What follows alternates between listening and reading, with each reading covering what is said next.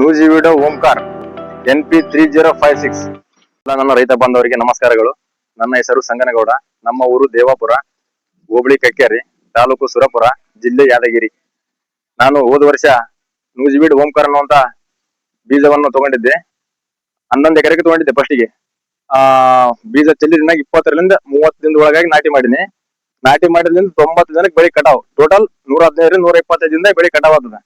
ಈ ಓಂಕಾರ ಬೀಜ ಏನಾದಲ್ರಿ ಬಾರಿ ಒಳ್ಳೆ ಬೀಜ ಅದ್ರಿ. ಇದು 1 ಎಕರೆಗೆ 50 ಚೀಲ ಇಳುವರಿ ಬಂದದ.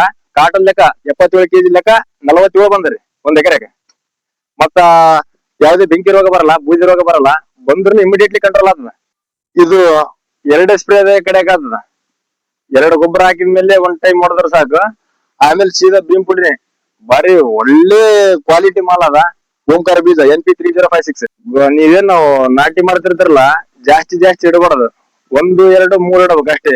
ಒಂದು 30 ದಿನದ ಒಳಗಾಗಿ 20ರಿಂದ 25 ಸೆಂಟ್ ವರೆ ಬರ್ತದ್ರಿ. ಬಡ್ಡಿ ಚಲೋ ಬಡಿದ. ಮತ್ತ ಈಗ ನಾವೇನಪ್ಪಾ ಅಂದ್ರೆ, ನಾನು ಹೋದ್ ಸಲ 11 ಎಕರೆಗೆ ಹಾಕಿದ್ದೆ. ಈ ಸಲ ಮತ್ತೆ 24 ಎಕರೆಗೆ ಬೀಜ ಹಾಕಿನಿ. ಹಾಕಿದ ಮೇಗೆ ಮತ್ತೆ ಎಕರೆಗ ಮಳೆಗಾಲ ಬೆಳೆ ಎಕರೆಗೆ 50 ಚೀಲ ಬಂದ. ಮತ್ತ ಇದು 40 kg ಬ್ಯಾಗ್ ಇರ್ತದ. ಅದ್ರ ಲಾಸ್ಟ್ ಪ್ಯಾಕೆಟ್ ಇರ್ತದ 10 kg.